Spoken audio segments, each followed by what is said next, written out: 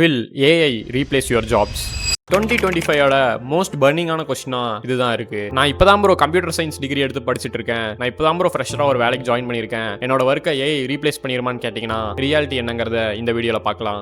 மெட்டாவோட CEO அதாவது mark Zuckerberg வந்து AI வந்து மிட் லெவல் இன்ஜினியர்ஸை ஈஸியா ரீப்ளேஸ் பண்ணிருன்னு சொல்லியிருக்காரு. அண்ட் சேல்ஸ்ஃபோர்ஸ் கம்பெனியோட சிஇஓ வந்து we don't require more software engineers சொல்லியிருக்காரு. பட் நம்மளால ஏஐ வந்து கம்ப்ளீட்டா சாஃப்ட்வேர் இன்ஜினியர்ஸை ரீப்ளேஸ் பண்ணிருன்னு சொல்லி எக்ஸாக்டா சொல்ல முடியாது. எஸ், ஏஐ வந்து இப்போ கோட் பண்ணுது அண்ட் ஏஐ ஏஜென்ட்ஸ் யூஸ் பண்ணி அதுவே ஆட்டோமேட்டிக்கான டாஸ்கை பெர்ஃபார்ம் பண்ணிட்டு இருக்கு. இப்போ நிறைய பக்ஸ் ப்ரொவைட் பண்ணிட்டு இருக்க ஏஐ இன்னும் டெவலப்மெண்ட் ஸ்டேஜ்ல இருக்கு. அண்ட் அதுக்கே அது வந்து ஒரு மிட் லெவல் சாஃப்ட்வேர் இன்ஜினியரை ரீப்ளேஸ் பண்ற அளவுக்கு அறிவு இருக்குன்னு சொல்லி மார்க் மாமா அவரோட ட்வீட்ல சொல்லியிருக்காரு. சாஃப்ட்வேர் டெவலப்பருக்கு கோட் மட்டும் எழுதுறது வந்து அவரோட வேலையா இருக்காது. ஒரு ப்ராப்ளமை எப்படி அப்ரோச் பண்றது அண்ட் எப்படி எஃபிஷியண்டா அந்த ப்ராப்ளம் சால்வ் பண்றதுங்கிறது தான் டெவலப்பரோட மெயின் ரோலே. நிறைய ஒர்க் வந்து ஒரு சாஃப்ட்வேர் டெவலப்பருக்கு மட்டுமே இருக்கும். இந்த எல்லா ரோலையுமே ஏஐ வந்து ரீப்ளேஸ் பண்ணிட முடியாது. கால்குலேட்டர் வந்தனால மேத்தமெட்டிஷியன்ஸ்க்கு யாருக்கும் ஒர்க் இல்ல அண்ட் யாரும் மேக்ஸ் படிக்காதுன்னு சொல்லி யாருமே சொன்னதில்ல. Calculator is just a tool. அதே மாதிரி தான் இந்த ஏஐயும் ஜஸ்ட் அ டூல். அந்த டூலை